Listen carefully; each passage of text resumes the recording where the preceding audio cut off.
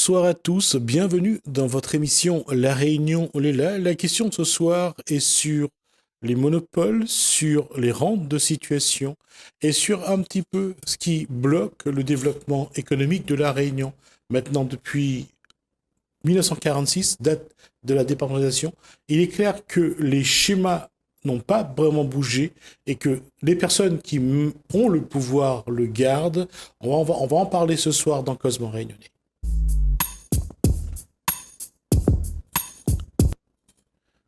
Paul Waro, bonsoir. Bonsoir. Je vous présente comme ancien journaliste. Salim Moussaji, bonsoir. Bonsoir. Les monopoles, c'est quelque chose que vous connaissez depuis un moment? Oui, c'est bien. Eric Marcelli, bonsoir. Les artisans ont besoin de se poser la question pourquoi ils sont toujours en train de mendier des miettes des marchés publics. Bonsoir d'abord. Oui, bonsoir. Exactement. Ouais. Toujours. Ma question, c'était les rentes de situation, les monopoles, les hiérarchies bien établies et contre lesquelles c'est difficile de faire quoi que ce soit. On a vu la loi Lurel, la fameuse loi de régularisation du commerce. Paul Waro, entre nous, ça n'a rien vraiment changé, c'est ça? Ça n'a rien changé parce que les hommes n'ont pas changé. On aura beau changer les statuts, on aura beau changer les lois, mais si les hommes, la mentalité des hommes, j'en veux pas aux hommes, reste ce qu'elle est, rien ne changera. C'est pour ça que depuis la départementalisation, ça n'a pas bloqué, ça n'a pas changé, que depuis la décentralisation, parce qu'après la départementalisation... 2003 ou 82 82. Oui. 2003, c'est un salmigondi innommable. Mais la départementalisation n'a pas rien changé, enfin fondamentalement. La décentralisation n'a pas changé. Pourtant, vous savez que pour moi, les grandes étapes de la Réunion vers la liberté et la responsabilité, parce que les deux sont liés, c'est l'abolition de l'esclavage. 1848. Mais qu'est-ce que c'est le droit à la liberté si vous n'avez pas les moyens de la liberté? Ça, c'est une phrase de De Gaulle, d'ailleurs, je crois. 1946, la départementalisation, c'est les moyens de la liberté. L'instruction, la couverture sociale, la santé. Mais qu'est-ce que les moyens de la liberté si vous n'avez pas la responsabilité de la liberté? Et 1982, c'est la responsabilité de la liberté. Mais dans la loi, ça a évolué, mais sur le terrain, comme vous disiez, ça n'a pas beaucoup changé. Juste le contexte, 82, on est presque 40 ans après la fin de la Seconde Guerre mondiale. On voit que sortir du CNE, du projet du CNE, même la France aujourd'hui y est toujours, le Conseil national, le CNR, pardon, Conseil national de la résistance, il y a eu ce projet-là. On parlera de Malraux, de Mendès France. Absolument. Ouais. Après, mais juste pour dire, parce que je voulais la vie d'Éric Marcelli là-dessus. En tant qu'artisan, aujourd'hui, quand vous demandez à être libéré de la Caisse générale de sécurité sociale, cette liberté-là aussi, vous avez besoin? Cette liberté-là aussi, on a besoin, surtout actuellement. Pourquoi? Parce que tout simplement, ça pourrait donner une bouffée d'oxygène et surtout pour notre économie, de pouvoir embaucher, de pouvoir investir. Et actuellement, nous sommes bloqués par ce système qui étouffe et qui empêche surtout les petites entreprises de progresser, hein, de s'ouvrir vers le monde de l'océan Indien. Hein. Donc, on fait en sorte qu'on nous étouffe de manière à ce qu'on ne bouge pas. Salim Moussaji, c'est un petit peu, j'allais dire, un paradoxe peut-être de le dire, mais c'est par rapport à ce que vient de dire Eric Marcelli, qui est vice-président du CSAPR, le collectif des syndicats et des associations professionnelles de la Réunion. Quand on est pot de terre, c'est quasiment impossible contre un pot de fer. Non, je dirais pas que c'est impossible, mais j'ai pris beaucoup de plaisir à échanger. Et j'ai beaucoup appris avec M. Marcelli, même avec M. Waro qui est intervenu sur notre affaire. Mais ça nous a donné un petit peu l'occasion de débattre un petit peu sur l'avenir économique de la Réunion. Et on se voit, si on se laisse faire, ben on va se faire manger. Mais on ne peut qu'éveiller les consciences des gens. pour que les Réunionnais voient un petit peu plus loin, parce on n'est peut-être pas tous conscients du désastre économique dans lequel on se trouve actuellement. Et aujourd'hui, nous-mêmes, on en a fait les frais, on a créé. Quand Paul Warreau parle de liberté, la justice est un moyen d'aller vers cette liberté ou pas? Ben, la justice a le pouvoir de réguler justement cette liberté, mais elle ne le fait pas. Et malheureusement, on est dans une économie, on va dire un petit peu... Là, on parle de votre cas précis, hein, on parle du cas du dossier Salim. Dans notre affaire, on voit que nous, petits Réunionnais, on a fait des études, on s'est formé, on a monté nos sociétés, ça a marché, on est devenu quasiment numéro 1 à La Réunion. En quelques années, à la sueur de notre front, la force de nos poignets. Donc les Réunionnais, qu'on veut travailler, on prend des initiatives, on prend des risques et on réussit. Donc on est étouffé. Donc on est écrasé par ces monopoles-là qui bénéficient justement d'une impunité par leur appartenance à nos institutions et justement à la justice, l'institution judiciaire qui répond plus et qui même légalise leurs actions. Donc ils volent les Réunionnais et ils viennent légaliser leur vol devant les tribunaux. Donc, où là encore, on est étouffé d'un point de vue économique, mais on est étouffé aussi d'un point de vue judiciaire. Donc c'est ça qui est grave, parce que les magistrats, quand on commence à faire un peu trop de bruit, à déranger un peu trop les gros, donc on se fait taper dessus. On a été mis en examen, je vous donne un exemple, une affaire de contrefaçon tout de suite après la vente. On s'est retrouvé avec les douanes sur le dos, on s'est retrouvé en examen pendant 7 ans. Alors que c'était des vrais pneus, par exemple, notre nom à la télé. C'est des trucs judiciaires. Moi, je me suis pris 2 mois de prison avec CSI juste pour avoir envoyé quelques textos au PDG de la Sogecor pour lui dire de nous payer notre terrain, etc. Donc on voit, quand eux, ils sont en demande devant la justice, tout de suite, c'est prison. Et nous, quand on a des preuves, on demande que la justice soit rendue, c'est 12 ans de procédure aujourd'hui. Là encore, la preuve qu'il y a une justice à 2 vitesses. Hein. Il y a un poids, 2 mesures. Hein. Paul Warreau, la question de développement de l'économie, de développement économique de la Réunion passe par un fait, c'est que c'est structurel. Il y a ce qui a été construit après 1946 et qui aujourd'hui fait toujours loi. Et on le voit avec la SRPP, il y a un seul distributeur de pétrolier. On le voit dans les grandes familles bourgeoises de la Réunion. On le voit dans le manque d'audace de développement économique. Est-ce qu'à un moment, il y aura est-ce qu'il faudra un homme providentiel pour libérer justement la structure, pour laisser ceux qui ont envie de produire, de créer, de partir? Parce que même les banques sont tenues par les grandes familles de la Réunion. Même plus. Parce que les grandes familles de la Réunion ont perdu l'industrie sucrière. Oui. C'est Tereos. Oui. Tous les planteurs de canne sont à la merci de Tereos. Exact. Et Tereos a des intérêts en Amérique du Sud, en Europe, au Vietnam. En Afrique. La Réunion, c'est rien du tout. On va dire qu'on est tenu... Tereos apprécie les savoir-faire. Les subventions européennes. Oui, mais si ça diminue, ou si ça... ou si c'est... Le Tereos demain dit aux planteurs de canne terminer l'industrie sucrière, je vois pas qu'est-ce qu'on fait. D'autant qu'on sait que les pays andins d'Amérique du Sud voudraient que l'Europe arrête de subventionner Absolument. La canne à C'est sucre l'orientation libérale de Tout à l'Europe. fait. La deuxième chose, c'est les banques. La Banque de la Réunion a disparu. Tout à fait. Donc, même les capitalistes locaux sont absorbés par des groupes importants.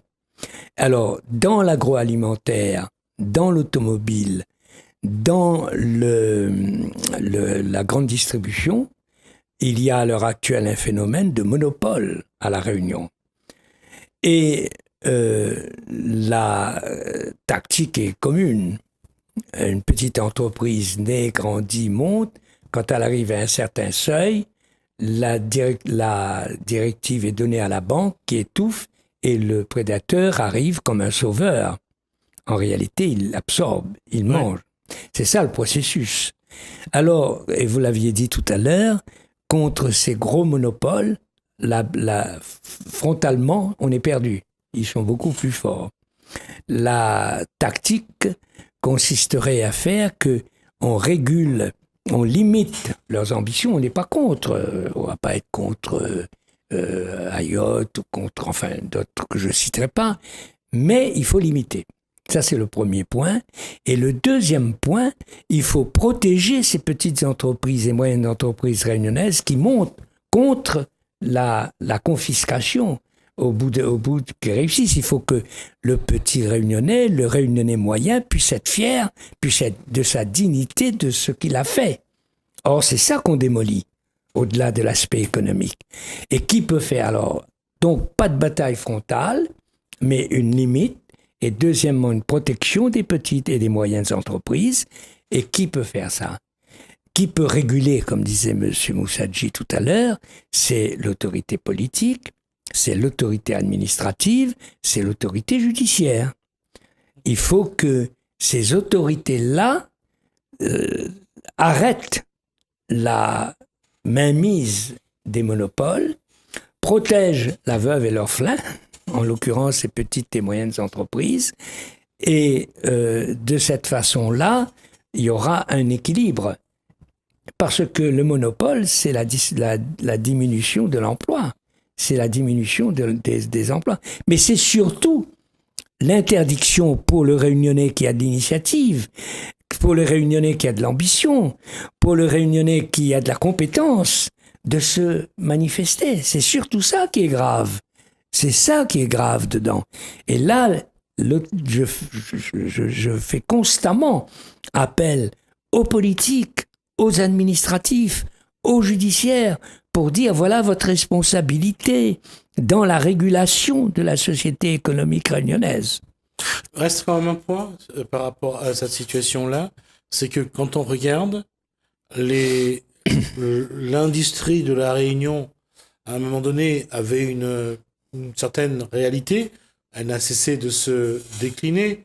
La Réunion a perdu des fleurons comme Edena, a perdu, je dirais, l'agroalimentaire également. Il y a cette réalité-là, c'est que aujourd'hui, le marché, c'est d'abord le marché public. Et ça dénote quand même d'une faiblesse dans le développement économique. Parce que ça veut dire que les politiques tiennent les marchés publics et que ceux qui tiennent les politiques sont ceux qui vont demander les marchés. Et quelque part, on a là une structure vraiment terrifiante par moment. Absolument. Vous savez, dans la politique, il y a 3 acteurs. Il y a les électeurs, il y a les partis politiques et il y a les politiciens, élus ou aspirants élus. Normalement, c'est l'électeur qui est le souverain, qui doit commander. Le problème, c'est que l'électeur est devenu le client du parti politique. Mmh. Et à partir de ce moment-là, il ne commande plus. Et le parti politique qui met en place un élu, une fois élu, l'élu prend des distances vis-à-vis du parti et devient l'homme des lobbies. Mmh. Et à partir de ce moment-là, on a élu un candidat sur un projet et une fois élu, il a un autre projet. Sur le plan national, les pièges, il y a des pièges électoraux qui sont modernisation, changement, moralisation, etc. Les électeurs se laissent prendre. Et au bout d'un an, ça s'est produit sous Giscard, ça s'est produit sous Sarkozy, ça s'est produit sous Hollande, c'est en train de se produire sous Macron. Les électeurs s'aperçoivent qu'ils ont été trompés. Mmh. Et alors, ils ne renouvellent plus. Ces gens-là n'ont pas fait de mandat. Oui. Ils ne renouvellent plus le mandat. Mais en attendant, les dégâts, c'est la démolition de ce que vous appelez le modèle du CNR. Mmh. Il y avait là un modèle, j'admets qu'il faut le moderniser, qu'il faut l'améliorer. Mais là, c'est pas de l'amélioration et de la modernisation, c'est de la casse. Tout à fait. Et depuis 3 mandats présidentiels, eh ben, on casse. Et le problème, c'est que c'est cassé à moitié. Donc, c'est le désordre.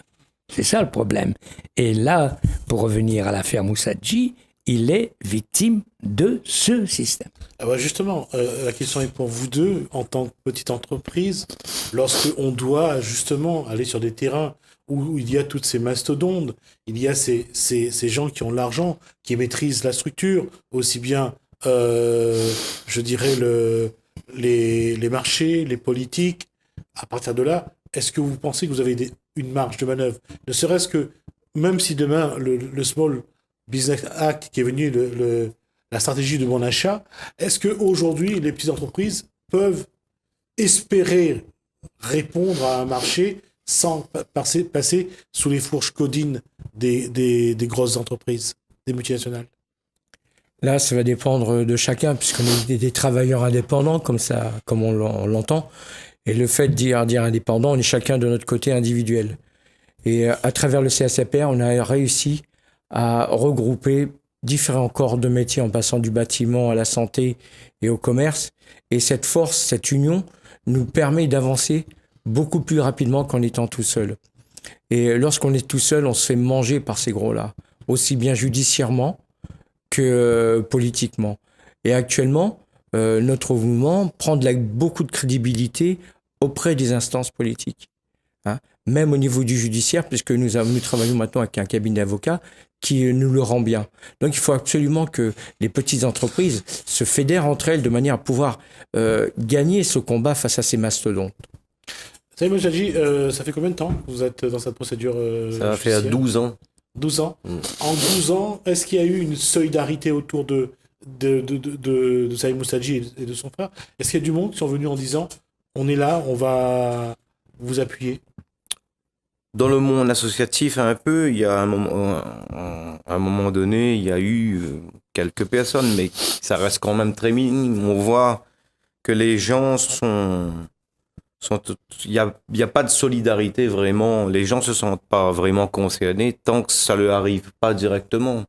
Mais je pense qu'on se rend compte de l'irresponsabilité aussi de beaucoup de monde, et on voit aussi à travers ça que les gens, la désinformation, ils se rendent pas compte justement. Moi-même, si j'étais pas dedans, avec l'association Les Révoltés du 9-7 on voit aussi d'autres affaires. On se rend compte aujourd'hui de la gravité de la situation. Il y a des scandales sur scandales, des spoliations à grande échelle. On se dit comment c'est possible. Et à un moment donné, on voit nos adversaires, ils siègent au MEDEF, ils sont au patronat, ils sont dans les plus hautes institutions, et on se pose la question, dans le cadre d'une moralisation de la vie des affaires, c'est très courant au niveau national, on parle de ça. Même après l'affaire Caïssa, qu'on a parlé de la lutte contre la délinquance financière en col blanc, notamment dernièrement encore par rapport au parquet national financier. Et on a des gros délinquants en col blanc, mais qui sont mis en avant par le patronat aux élections de la Chambre de commerce. Donc on s'est dit, au MEDEF, il y a qui? Il y a que des profiteurs, il y a que des gens qui sont là vraiment pour servir les intérêts des puissants, pas les intérêts de l'économie de la Réunion. Donc nous, aujourd'hui, avec M. Waro, M. Marcelli et d'autres collaborateurs, on voudrait justement, l'Union fait la force, préparer un débat public, justement ensemble, pour l'échange des idées sur l'avenir, pour interpeller les gens et justement réveiller les consciences pour se dire que peut-être certaines personnes aujourd'hui se sentent bien, mais ça va pas durer. Dans 10 ans, d'ailleurs, on voit le commerce de proximité en ville.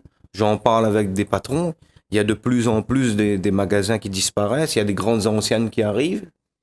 À un moment donné ou à un autre, où est la place justement de la petite et moyenne entreprise réunionnaise dans tout ça? Il n'y aura plus de place. On n'a plus de place. On n'est plus chez nous. À La Réunion, on ne pourra plus monter une entreprise et réussir parce qu'on va se faire manger, étouffer. Donc, si ça continue, soit on laisse faire, mais après, il ne faudra pas se plaindre. Donc, soit on décide de se battre ensemble, parce que c'est ensemble qu'on pourra trouver des solutions. Parce que tout seul, comme dit M. Marcelli, ça ne fait rien.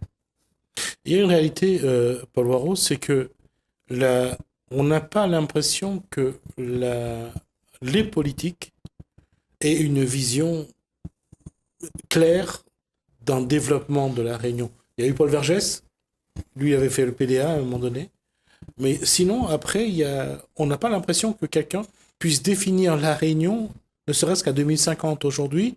Il n'y a pas un projet. On voit qu'à chaque élection, on parle politique, tout le monde parle de projet, et après l'élection, on en a parlé, et apparemment, ça suffit. D'abord, les projets sont des projets kits. Qu'il s'agisse d'une élection présidentielle ou d'une élection législative ou d'une élection municipale, la presse et les électeurs demandent aux candidats la même chose, comme s'il n'y avait pas de différence entre les fonctions des uns et des autres. C'est des projets kits. Là, ça c'est le premier point. Et le deuxième point, c'est le système qui veut ça. Et le système, au niveau de l'électorat, au niveau de l'opinion publique, a chloroformé. Souvent, on me dit, Paul, on fait la fête tous les semaines à la Saline et à l'Ermitage. On va en vacances à Maurice. Avec la continuité territoriale, une fois par an, on va en France. Et avec le crédit, on peut s'acheter tout ce qu'on veut. Qu'est-ce que tu veux de plus ? Mais qu'est-ce que tu veux de plus ? À partir de ce moment-là, on est désarmé. Et du côté des élus, on passe, je connais un élu qui était giscardien, qui est devenu socialiste et qui est aujourd'hui macronien. On connaît des élus qui étaient républicains et qui sont aujourd'hui macroniens. Et on connaît d'autres élus qui ont eu des complicités au niveau de l'État. La tactique est de dire, on vote pour vous. Vous êtes sûr de gagner l'élection, moyennant quoi vous nous laissez faire, nous ici. Donnez-nous des subventions. Et on distribue les subventions pour entretenir, pour chloroformer, comme on a dit tout à l'heure. Alors, la difficulté, c'est ça. Et en plus, parmi ceux qui protestent, parmi ceux qui sont victimes, quand ils sont victimes, on est divisés. Notre grand malheur, c'est nos divisions. J'ai fait une réunion à Domingo le samedi, une autre à l'Ermitage le mardi, une autre à Saint-Leu le mercredi et une autre au Tampon le samedi. Tout le monde disait la même chose, mais les uns et les autres ne se connaissaient pas du tout, ça n'a jamais fréquenté. Et là, on a par exemple quelqu'un qui fait un projet ponctuel. Il a une petite popularité, il se voit président de région. Et les gens qui partageaient son point de vue, qui, comme lui, veulent être président de la région, deviennent des ennemis. Et non seulement on ne s'unit pas, mais on élimine. C'est-à-dire qu'on on approfondit la division. Et à mon avis, ça vient du fait que les Réunionnais ne sont pas clairs dans leur tête. Nous, je suis Réunionnais, nous ne sommes pas clairs dans notre tête par rapport à ce que nous sommes, par rapport à d'où nous venons, par rapport aux ensembles dans lesquels on se trouve, par rapport à la place et au pouvoir que nous avons dans ces ensembles. C'est pas clair. Tout ça n'est pas clair. 72 ans d'infantilisation, parce que nos politiques ont infantilisé les Réunionnais, le peuple réunionnais, pour l'instrumentaliser. On sait qu'au-dessus, il y a les grandes fortunes de la Réunion pour qui ça devait être quelque chose d'assez simple. Comment sortir de cette infantilisation? Comment apporter l'émancipation? Comment faire que demain, il y a suffisamment une prise de conscience pour que le peuple réunionnais qui souffre le plus, parce qu'il y a un peuple réunionnais qui souffre énormément, comment faire pour que ce peuple-là, finalement, se retrouve et puisse définir un projet pour son devenir? Alors, il y a l'accoutumance de la souffrance. Effectivement, ça, on y reviendra. Oui. Et c'est vrai qu'aujourd'hui, la neuroscience en parle. Voilà. On parle de la transmission intergénérationnelle au niveau de la souffrance. Nous portons, aussi bien au niveau de l'esclavage, de l'engagisme et des autres, nous portons les souffrances de nos ancêtres. Et pour ceux qui souhaitent aller sur ce sujet, vous pouvez aller sur Internet. Vous verrez qu'il y a des gens qui travaillent là-dessus. Il y a une chercheuse américaine, Rachel Yehuda, elle est d'origine juive. Elle a travaillé sur la Shoah, elle a travaillé sur l'esclavage. Il y a également en Suisse également des gens qui travaillent sur tous les traumatismes, et là, pas seulement sur l'esclavage ou la Shoah, aussi bien c'est un traumatisme familial, aussi bien c'est un traumatisme personnel. Donc c'est vrai que nous avons cette souffrance-là, et nous l'avons d'autant plus que notre histoire cette année n'a que 355 ans. Absolument, absolument. Et si vous voulez, nous sommes du non-être. C'est-à-dire que d'abord, nous avons honte de ce que nous avons fait. Nous sommes un peuple avec des apports africains, asiatiques, européens. On a mélangé tout ça. On a fait quelque chose de nouveau avec ça, une culture, une langue. Et on a honte. Oui, on a honte d'autant plus, juste une parenthèse là-dessus, il faut savoir que y a les esclaves, c'est eux, ils sont partis marrons déjà, donc ils sont devenus marrons, mais aussi qu'une partie de ce peuple réunionnais, issu de l'esclavage, de l'engagisme, et également ceux qu'on a ramassés dans les rues de Paris, dans les prisons, sur les trottoirs, qu'on a fait venir à La Réunion. C'est vrai qu'au départ, on n'a pas envoyé la crème du monde pour construire cette île. Comme dit Prosperez, quand on vient d'où on vient et qu'on arrive à La Réunion, on devient noble. Exact. On devient propriétaire. Tout à fait. On devient donc ce que nous avons fait à La Réunion contribue à une promotion de ce que nous sommes. Mais cette promotion, cette affirmation, cette construction de notre identité est recouverte d'un crépi. Vous savez, quand on fait dans les vieux monastères, on enlève le crépi, on découvre une fresque. Quand on fait des fouilles à Pompéi, on tire le sable du volcan et on découvre des mosaïques généreuses. Oui, tout à fait. Eh bien, nous sommes à l'heure actuelle sous une couche de crépi, sous une couche de volcan, de poussière accumulée. Il faut qu'on enlève ça. Et alors... Juste préciser, et pour pas que les gens se méprennent sur ce qu'on dit, en fait, c'est surtout dans la tête de chacun qu'il faut faire... Absolument. Qu'il faut enlever ce... Absolument. Okay. C'est pour ça qu'en ce moment, il y a une préparation d'un petit livret qui s'appelle « Les fondamentaux pour la Réunion ». Ce petit livret-là, il y a une centaine de personnes qui travaillent dessus en ce moment, et il ne devra être signé par personne. Ni une signature, ni 100, ni 200, ni 500. Et lorsque ce petit livret sera édité, on ne demande pas aux gens d'adhérer à ça. On demande aux gens, le lisant, s'ils se retrouvent, d'être signataires, sans même le dire, sans même de devoir dire, parce que souvent on ne peut pas le dire, on n'a pas la liberté de le dire. Mais c'est cette appropriation personnelle de la réalité que nous sommes, de la réalité que nous avons construite. Il faut que c'est ça, parce qu'aujourd'hui, c'est le crépi qui compte. C'est le sable qui compte. Et ça c'est d'autant vrai, Éric Marcelli, c'est qu'on le voit, ceux qui veulent se battre, il n'y en a pas beaucoup. Non, il n'y en a pas beaucoup. Non. Quand on se retourne, il n'y a plus personne. On crie beaucoup sur certaines radios, et au moment d'être présent sur le terrain, de dire « j'y vais, je suis là, j'ai participé », eh ben non, on voit beaucoup de... je suis un tel, hein, mais dire je suis réunionnais pour défendre la Réunion, il n'y en a pas beaucoup. Si on revient au cas de Salim Moussachi et au cas de mouvements qui se dessinent dans l'île aujourd'hui, il y a eu un tel mépris que c'est la révolte qui apparaît, c'est l'indignation qui apparaît. Et ça, quelque part, c'est une faiblesse. Parce que c'est le constat d'une incapacité de faire passer le bon sens, incapacité de faire passer la vérité, incapacité de faire passer le droit. Et alors, quand vous devenez révolté, quand vous devenez dur, on vous attaque parce que vous troublez l'ordre public.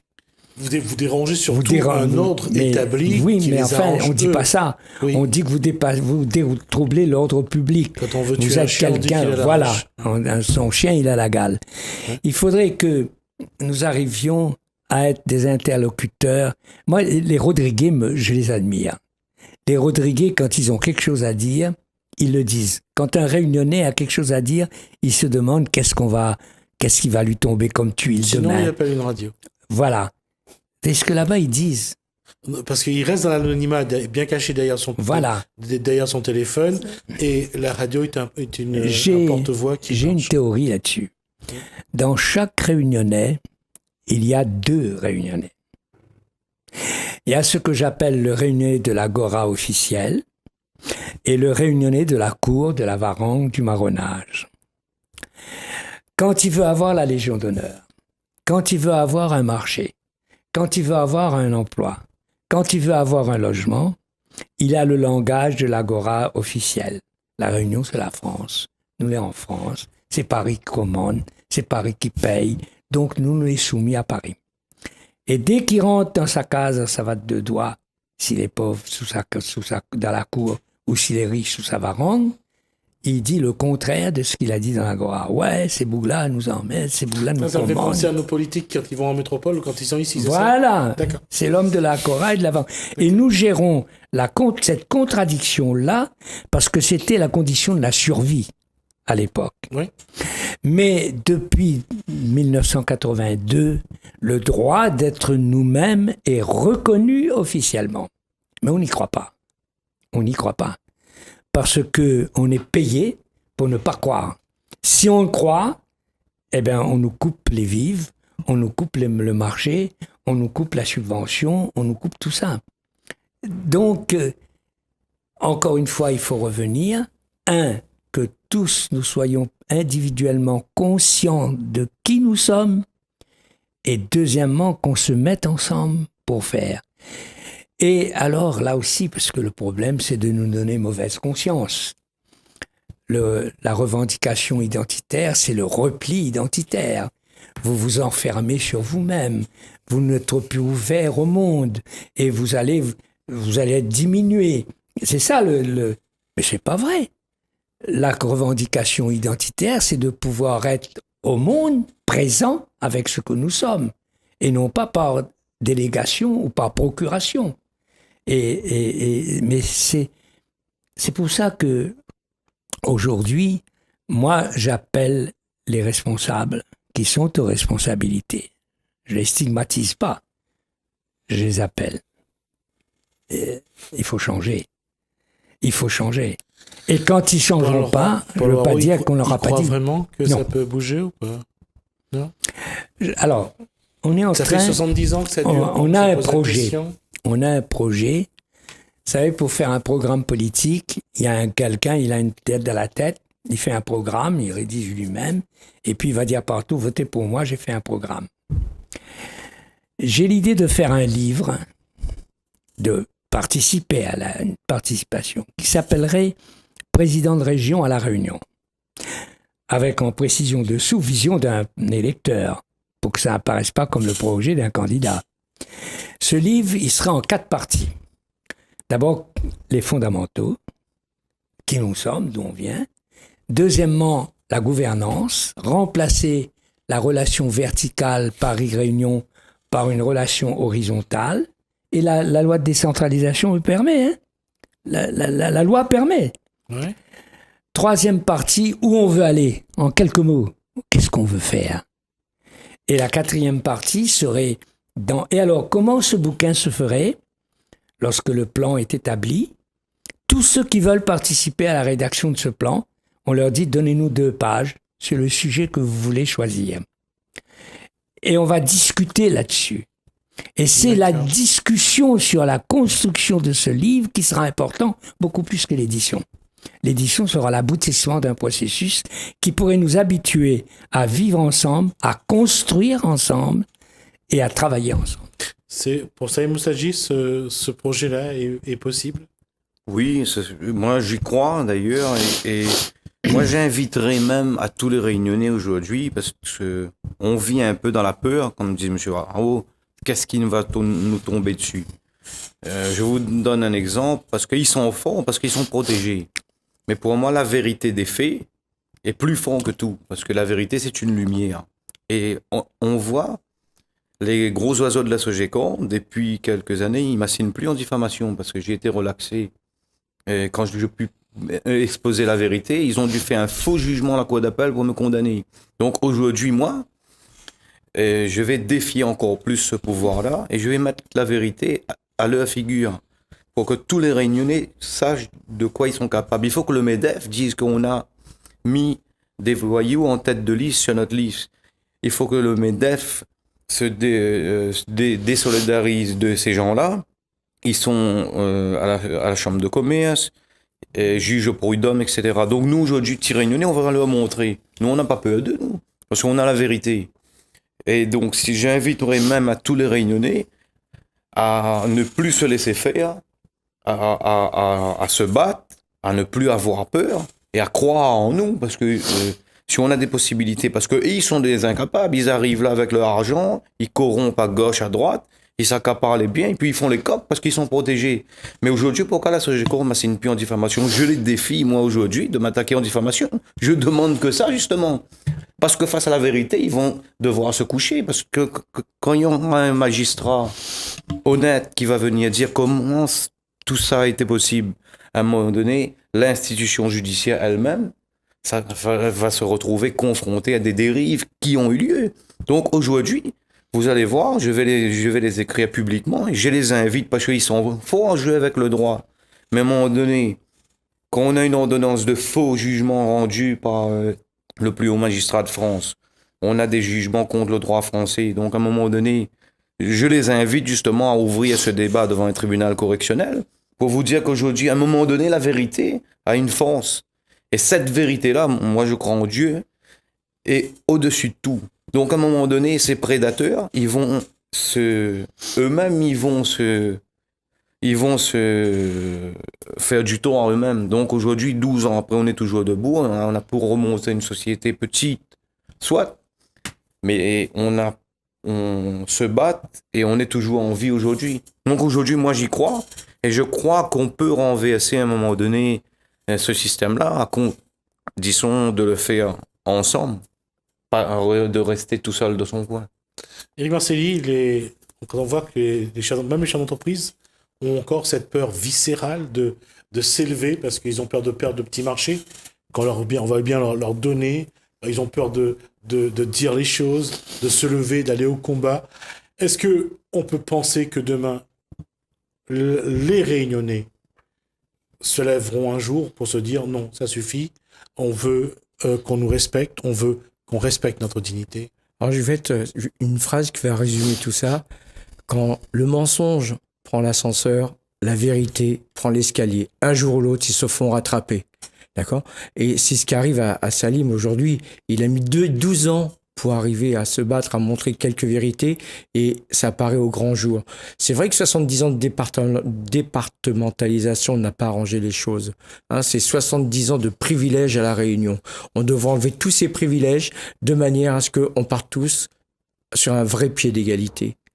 Arrêter ces petits commérages, ces petits arrangements. Malaga a marché avec telle maire, Malaga a marché avec la région. Donc, et on écrase son camarade à côté. Donc, on arrête tous ces privilèges et on pourra mieux avancer. Paul Warou, il nous reste 1 minute. Ce sera le mot de la fin.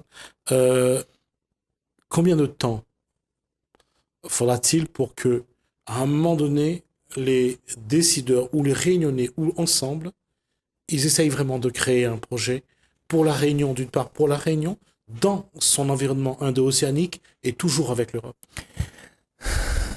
Pas de réponse à cette question. Depuis 60 ans que je me bats, j'espère que toujours ce sera demain. Je voudrais, à propos de Salim, lancer un appel aux responsables d'aujourd'hui, pas aux responsables de demain, pour dire que on ne peut pas traiter ce problème en le négligeant. Il est important, il est symbolique, parce qu'il y a une association contre les dysfonctionnements de la justice qui ne peut pas. Il faut que les politiques, il faut que les administratifs, il faut que les judiciaires qui sont en place aujourd'hui changent de braquet. Et on ne pourra pas dire qu'on ne leur a pas dit. Parce que comme disait monsieur tout à l'heure, la vérité qui monte par l'escalier va arriver elle aussi à l'étage. Et là, Ou alors, entre-temps, les gens de l'ascenseur ont tellement fait de dégâts que ce sera la révolte. Et là, pourquoi? C'est la défaite de l'intelligence, si demain il y a des désordres pour pouvoir aboutir. Merci Paul Waro, merci Saïd Moussadji, Merci merci beaucoup. Rick Marcelli.